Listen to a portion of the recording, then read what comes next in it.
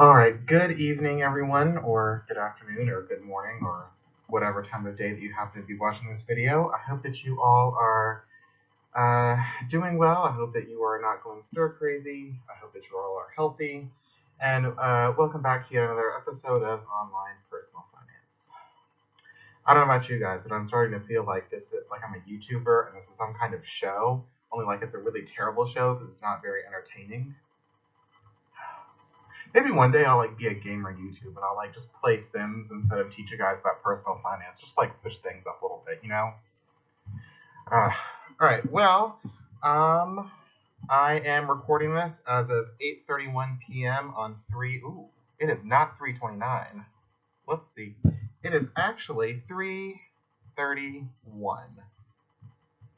It's March 31st. It's the last day of March, and I don't know about you guys, but I feel like this month has lasted forever and ever. So I'm kind of happy that we're getting ready to end it.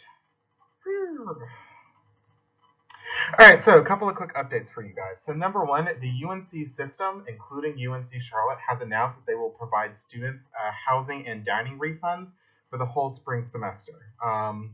There's unknown status on other refunds like parking, but more info is coming. So I'm guessing that in the next couple of weeks, they'll probably make an announcement on that, and they'll probably announce what the refunds are going to look like for student or for housing and dining.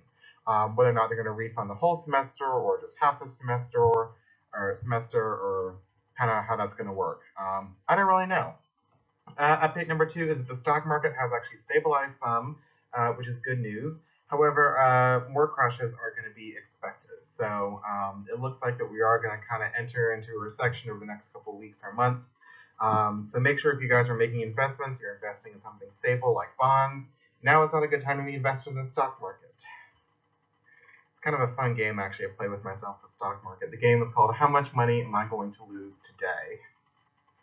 I never win that game. I lose every single day. So, well, anyway, so you guys have your credit quiz, which will cover credits part one and part two, which is due Sunday at 11. Your grad ready quiz 6 is also due Sunday by 11 p.m. So make sure you guys are staying on top of that. And with all that, let's get into Intro to Credit part 2. How exciting. All right, so as a quick review, credit is an arrangement to receive cash, goods, or services now, and you pay for them later. So consumer credit is specifically talking about credit used by individuals and families and not businesses. The biggest advantage to credit is it lets you enjoy things now, it can help you in emergencies, and the two biggest disadvantages are that credit ties up the use of future income, and it is also very easy to get trapped in the cycle of debt. So there are actually two types of credit that you guys need to be aware of. They are closed-ended and open-ended credit.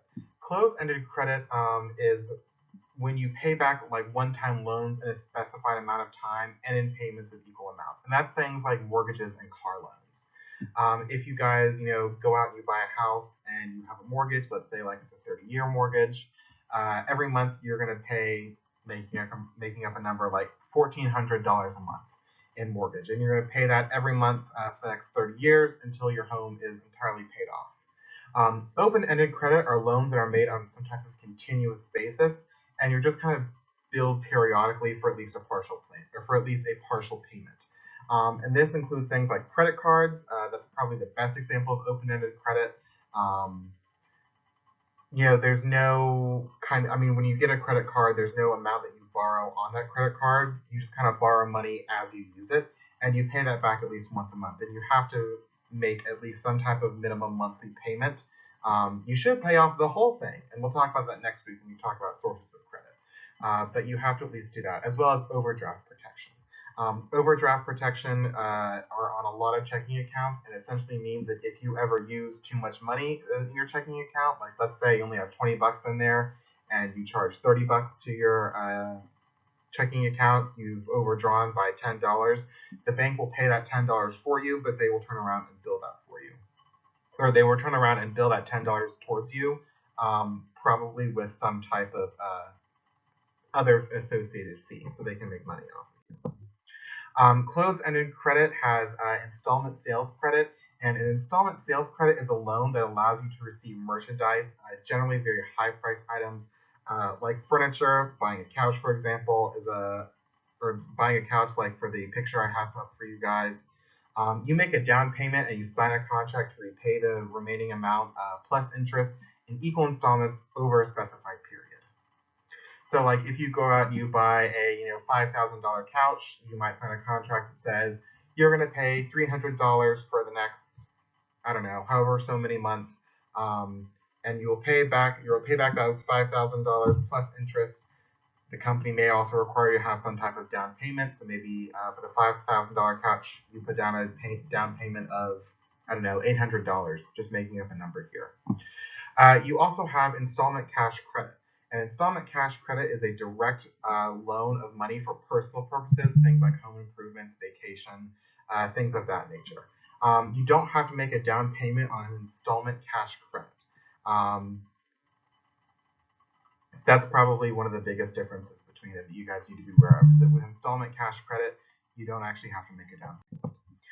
Open-ended credit is using any type of credit card, whether it's issued by some type of store like an Amazon credit card, or a bank like a Wells Fargo credit card, or from like a major credit company like Visa or MasterCard or something like that, to make purchases like paying for a meal at a restaurant or using overdraft protection, like I've already said.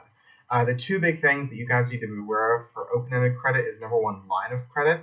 Line of credit is the maximum dollar amount of credit the lender has made available to you. Best example is like a credit card. Your credit card has a limit on it, and that limit might be, I don't know, $2,000, let's say. That's like an example of your line of credit. You cannot spend more than $2,000 on that credit card. Second big word, which we've already talked about a lot, but you guys need to be aware of it again and again, or need to be made aware of it again and again because it's a very important concept, is interest. And interest is a periodic charge for the use of credit or other finance charges. Again, I'll talk about this more next week when we talk about credit cards. But when you guys get a credit card, like for example a Capital One credit card, you are going to have to pay for that credit card some type of annual fee. And it might be something like $99.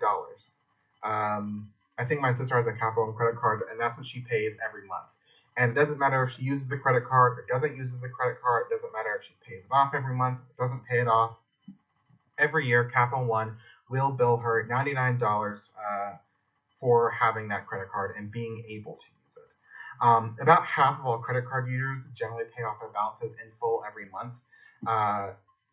You should be paying off your credit card every single month. You do not ever want to have a balance left over on it because, again, once that happens, banks or other financial institution, whoever you have that credit card with, will charge you interest for it.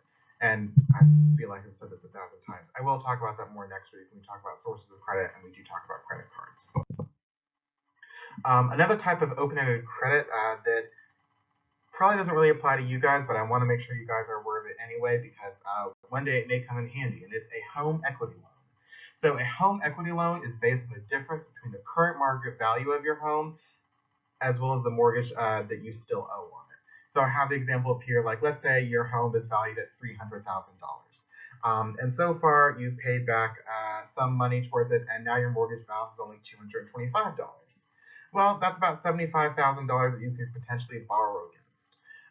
And you could do things with this, like I said, make home improvements and maybe like increase the value of your home. Maybe you want to, I don't know, spend $30,000 and renovate your kitchen, which will add $50,000 to the value of your home. You can also use it for other things that you might need it for. Generally, you can only really borrow up to 85% of. Oh, I just realized I have percent twice there. Let's see. I'm going to scratch that out. Tee-hee. So generally, you can only really borrow up to 85% of your home's appraised value. So I have up there in the example, $225,000 plus $75,000 equals $300,000. Generally, you're not going to be able to get that all $75,000. You'll get about 85% of it in a home equity loan to use for any type of project. Down here for the graphic, I'll just put it on my screen. You guys can't see that, but that's okay.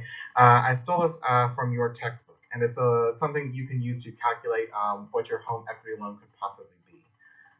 So it might be something that you guys want to look into in the future when you guys are home buyers, or maybe if you guys like already own a home or your family owns a home and you want to do some renovating, you could consider a home equity loan. So measuring your credit capacity. When looking at exactly how much credit is available to you, how much you can spend, you kind of have to ask yourself like what you can and are willing to give up in order to make any type of monthly repayment. Maybe like you save enough of your monthly incomes to make up for those monthly repayments. Like for example, if let's say you're thinking about buying a house and you save $1,200 every month, maybe you can get a mortgage that is exactly $1,200. Or if you don't save enough money in order to make that type of monthly repayment, you may have to ask yourself, what are you willing to give up in order to make those repayments? Maybe it's like, I don't know, going out to the movies, eating out at restaurants, or something else that you might be able to save on. You have to look at your cash flow statements and your budgets in order to kind of adjust for that. Two ways, well, there are more than two ways, but two ways on this slide that I want to talk about that companies and banks will use to measure how much, or to measure your credit capacity is number one, your debt payment to income ratio. This is actually a pretty big one, a debt to income ratio. And when we talk a little bit more about how to buy houses and cars, we'll talk more about this. But this is calculated by dividing your monthly debt payments, not including house payments, because house payments are long-term liabilities, by your net monthly income. So essentially, it's how much of your monthly income is going to go towards paying debts. The general rule of thumb is that you really don't want any more of your, or you don't want more than 20% of your net income, meaning after taxes, to go towards any type of credit payment. Once you have more than 20%, you're kind of at your limit, and you really shouldn't be spending any more of that unless you know that you're maybe like going to get a promotion in work, or that your income is going to dramatically increase. Around that point, a lot of banks and other financial institutions will be a little bit more hesitant to lend you money. You also have your debt to equity ratio.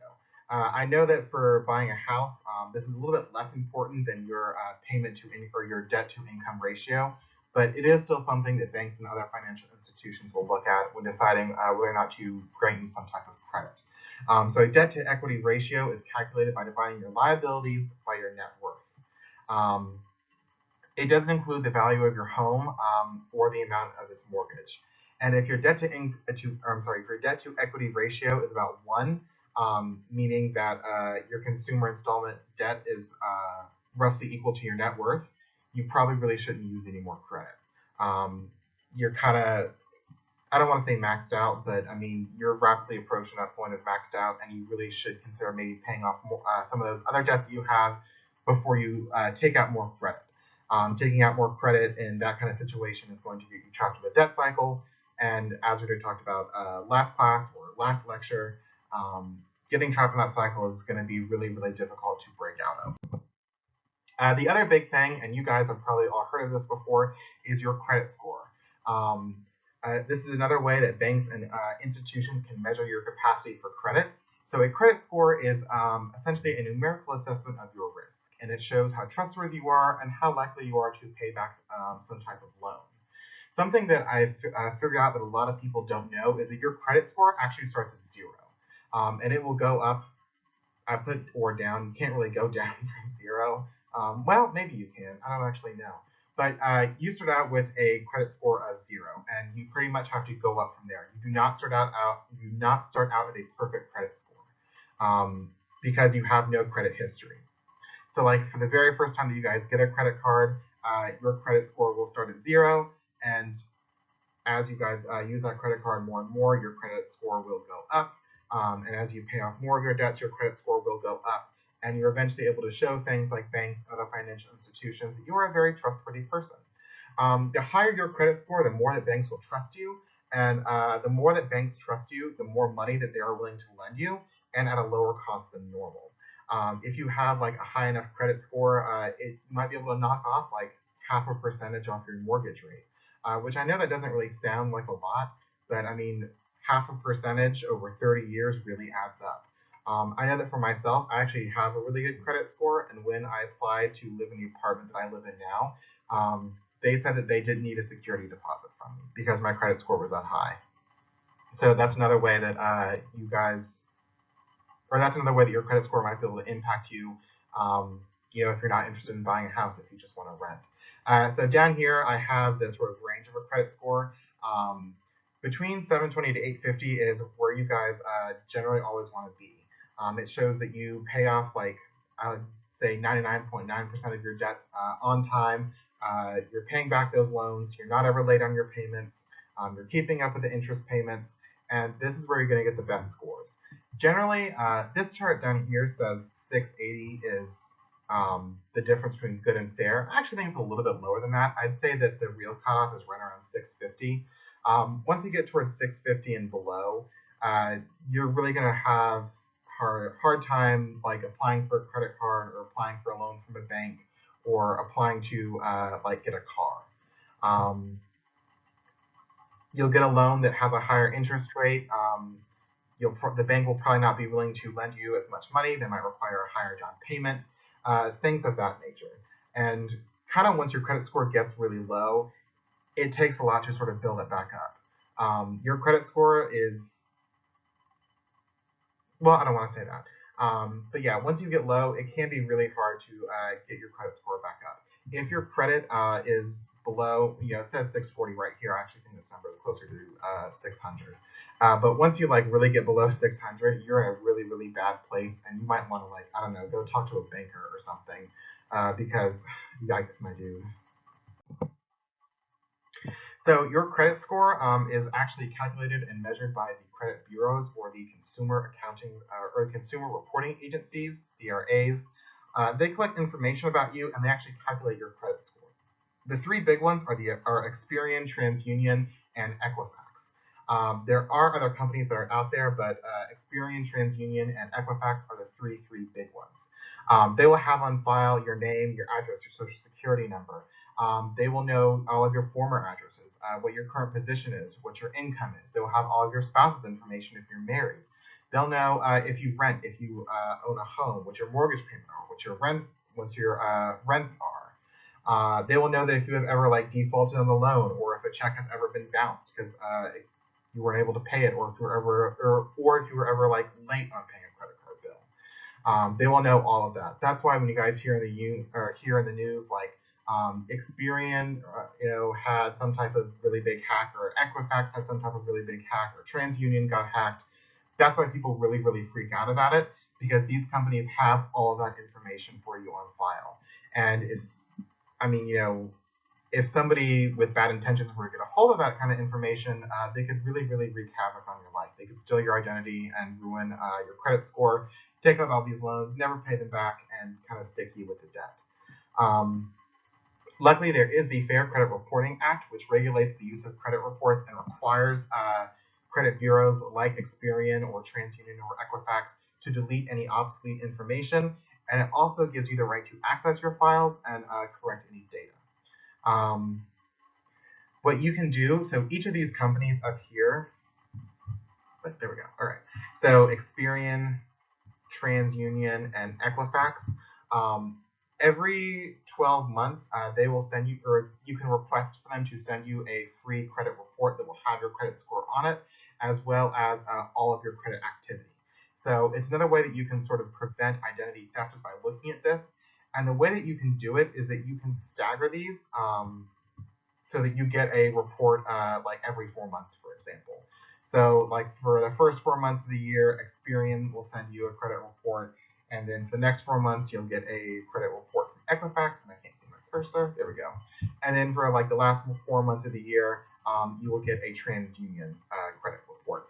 All of your credit scores between these three should be fairly similar. There might be a couple of differences between them, like there might be a point or so off, but they should all be right around the same number. And if you notice that they're not, like if Experian says that, oh my gosh, you have a credit score of like 700, and Equifax is like, my dude, you're looking at like a credit score of 400. There's obviously a really big discrepancy, and you want to be able to look at those two statements and be able to figure out why Equifax thinks your credit score is so low, or why Experian thinks that your credit score is so high. When you are applying for credit, like let's say you're applying to get a loan for a house, for example, you have the Equal Credit Opportunity Act, and it states that all credit applicants start off on the same footing. Nothing can be used to discriminate you in any part of the credit dealing. So they can't discriminate you based on your race or your gender or your sexual orientation or your religion or anything like that. Everyone starts off on the exact same footing in the most ideal and perfect world. Most lenders of credit, things like banks, other financial institutions, generally have their policies built around the 5 C's of credit, which are character, capacity, capital, collateral, and conditions. Character is the borrower, meaning you's attitude towards credit obligations. So that's kind of like their prediction of whether or not you're going to be able to make payments on time.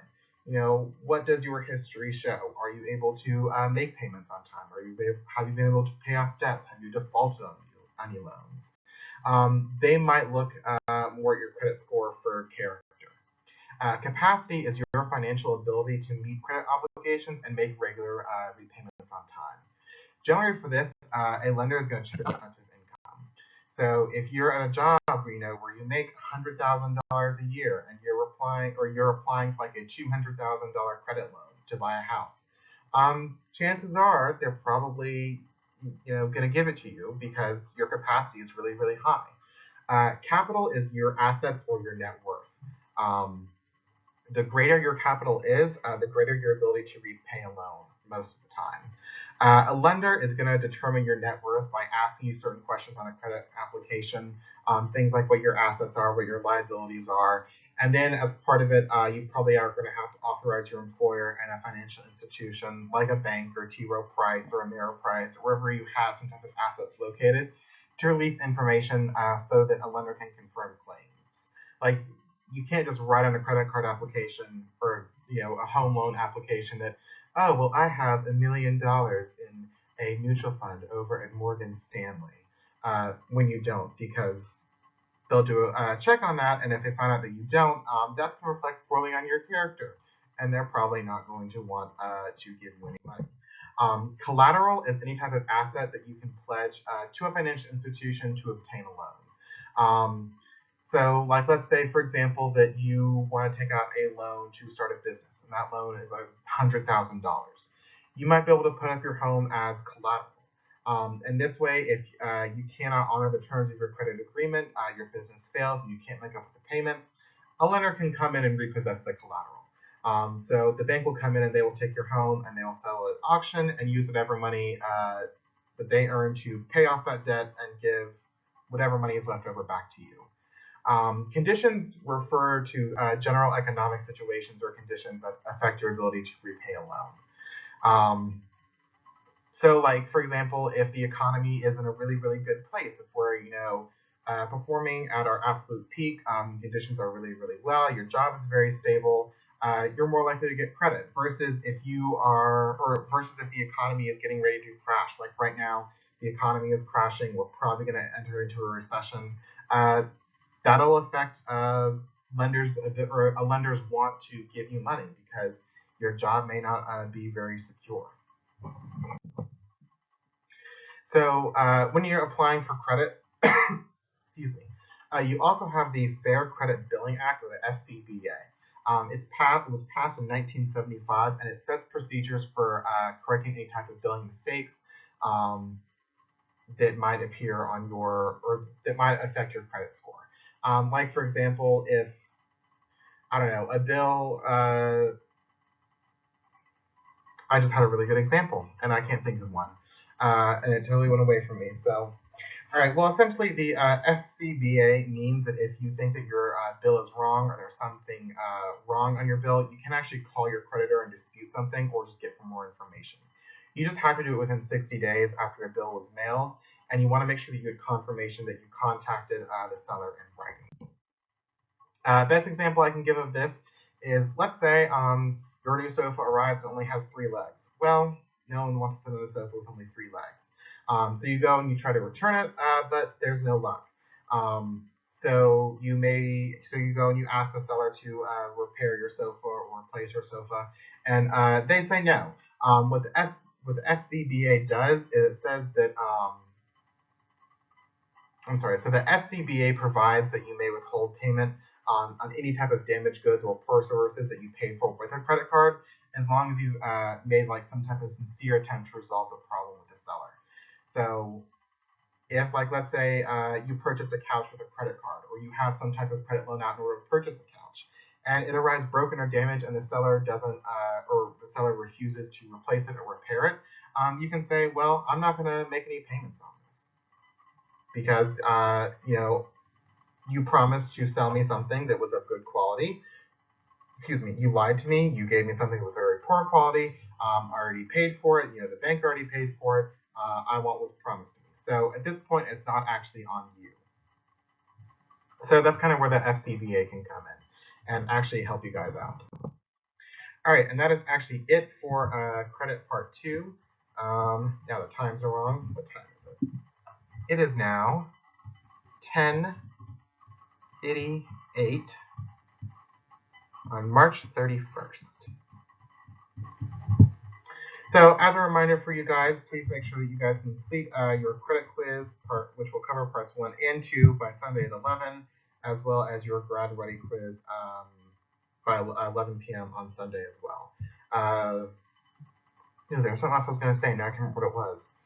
Make sure as well that you guys complete the survey that is attached to this. It should be just below this link on Canvas.